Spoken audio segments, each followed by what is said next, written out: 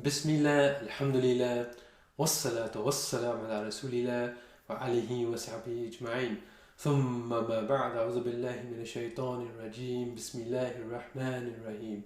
Assalamu alaikum wa rahmatullahi wa barakatuhu. I hope you're all well. Now I just wanted to take you to a conversation that will take place in the future between two groups of people, between the people of Jannah, the people of paradise, and the people of Jahannam, the people of Hellfire. Now Allah subhanahu wa ta'ala, He mentions this conversation in the Quran, in Surah Mudaththir. So the believers, the good people, they will be in gardens in paradise. And on one occasion, whilst they are just relaxing, they start to have a conversation, a discussion with each other. في جنات يتساءلون. So Allah subhanahu wa ta'ala says, they will be in gardens, they will be questioning each other, asking each other. So what are they talking about? عن المجرمين. About the convicted criminals. So Allah subhanahu wa ta'ala mentions this. This is referring to the people of the Hellfire. So Allah subhanahu wa ta'ala says, if you're so curious about the people of the Hellfire, why don't you just speak to them directly? So Allah subhanahu wa ta'ala, He allows for the people of Jannah, the people of paradise, to talk to the people of Hellfire. So what do they ask them? ما سلككم في سقر. What led you to the blazing fiery pits of hell? How did you get there? So the people of paradise are asking the people of the Hellfire, how on earth did you get there? I mean, you used to live in our neighbourhood, you used to live in our area, you used to shop at the same stores that we used to shop at. Your kids even used to go to the same schools that our kids used to go to. But what led you to the blazing fiery pits of hell? How did you end up there? Please tell us. Now, brothers and sisters, please pay attention to the response of the people of the Hellfire. This is really, really important as to why they ended up there. Please listen carefully. قالوا لم نك من المصلين. They said, we were not amongst those people who used to pray regularly. We did not pray regularly. Musallin, pray over and over again, the 5 prayers. We were not the prayer type. So as well as not praying regularly, we did not put ourselves in a position, in an environment where we could pray regularly. We did not think ahead. I need to pray the Fajr Salat, so I need to sleep early. If I sleep too late, I will miss the Fajr prayer. Or I'm going to that place, that function, that mall or that store. So let me think about where I can pray.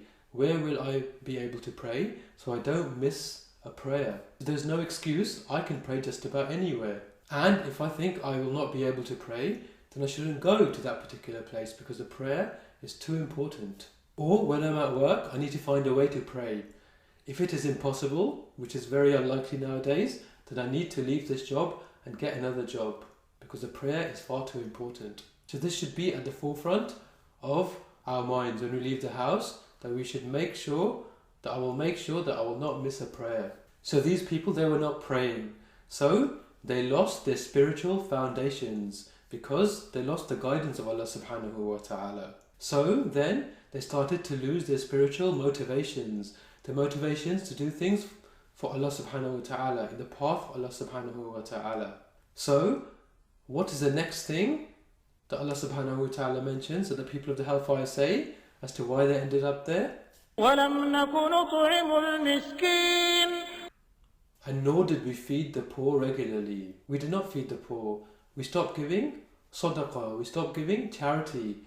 We stopped purifying our wealth. We stopped thinking about those who are less unfortunate, those who are needy. So you are not praying and you're not giving charity. So this means you have a lot of time on your hands and you have a lot of money as well. So how did these people used to spend their time and their money instead? This is the next thing that the people of the Hellfire say as to why they ended up there. وكنا نخوض مع الخائضين.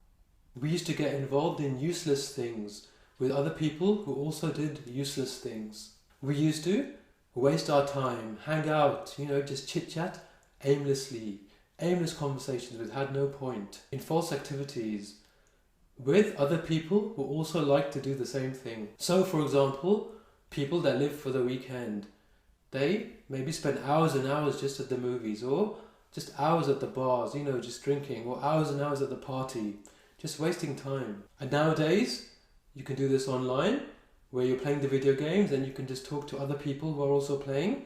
You can just talk rubbish with them for hours and hours, just wasting time. So this is what our life was reduced to. So now they were living a life of following their desires, following their wants, just wasting time. So what is the next thing that the people of the Hellfire say?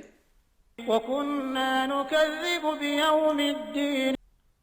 We used to completely reject, we used to completely disbelieve in the Day of Judgment. We used to consider the Day of Judgment a lie. We did not think that we would be accountable for our actions. So maybe somewhere along the line, your iman, it comes up to breathe, Maybe you realize what I'm doing is not right. Maybe Allah subhanahu wa ta'ala, He sent you somebody, maybe a friend, maybe a family member, maybe somebody who advised, brother, sister, how are you living your life, What you're doing is wrong. You'll need to answer for your actions one day on the Day of Judgment. But when the warner came to them, they were like, why don't you worry about your life? I'm going to worry about the here and now. Don't lecture me. I'm going to do what I want. So subhanAllah, they did not feel any consequences for their actions. And what is the last thing that the people of the Hellfire say? حَتَّى أَتَانَا الْيَقِينَ. Until the reality came to us. When we left this world, when we closed our eyes, when we died, when death came to us, then we realized the reality of the situation that we were in. Then we woke up on the Day of Judgment to what was real, to what we were warned about. So by then it was too late. So the thing is, brothers and sisters, things fell apart, things went bad for these people very quickly, one after the next after the next.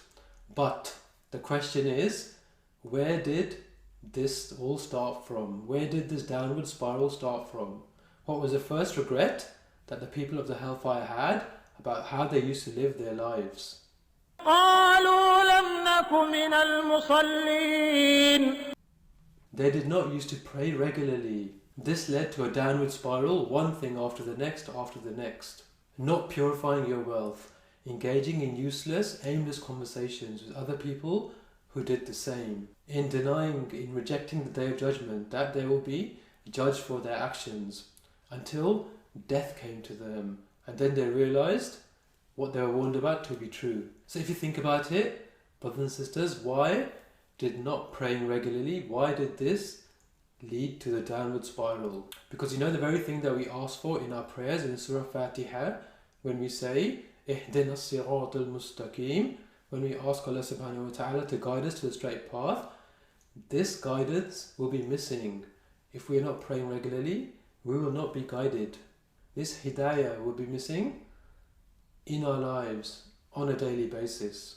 We will not be on the path that gives success in the dunya, in the world, and in the hereafter. We will just start making wrong decisions daily, in the morning, in the afternoon, in the evening, not having the guidance, not having the help of Allah subhanahu wa ta'ala, because we are not praying regularly.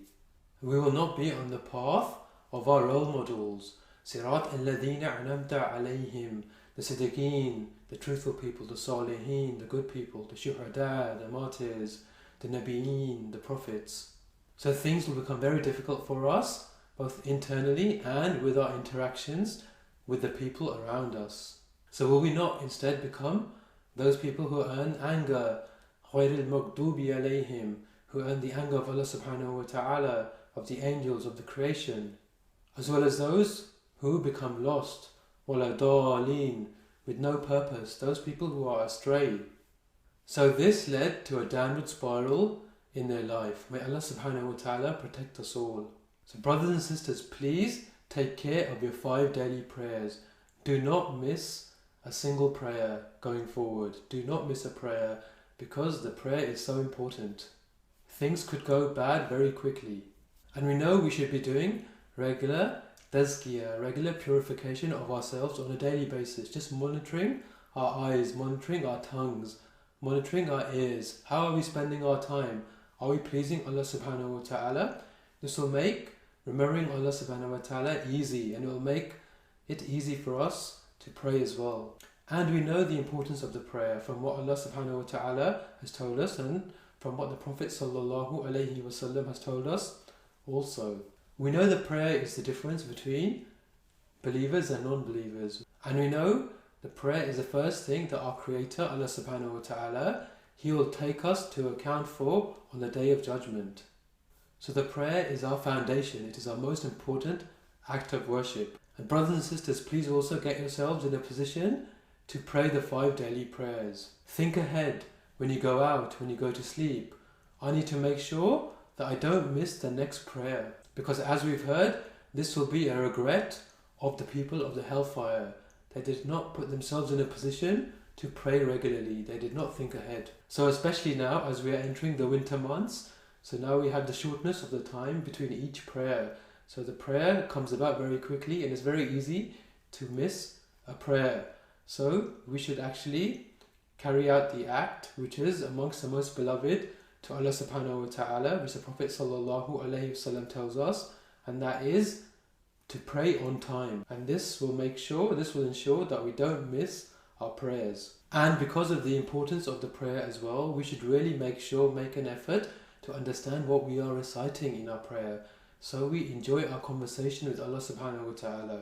And inshallah we will be doing a series on this soon. So may Allah subhanahu wa ta'ala not make us from those who will regret on the Day of Judgment that they did not pray regularly. And may Allah subhanahu wa ta'ala forgive us.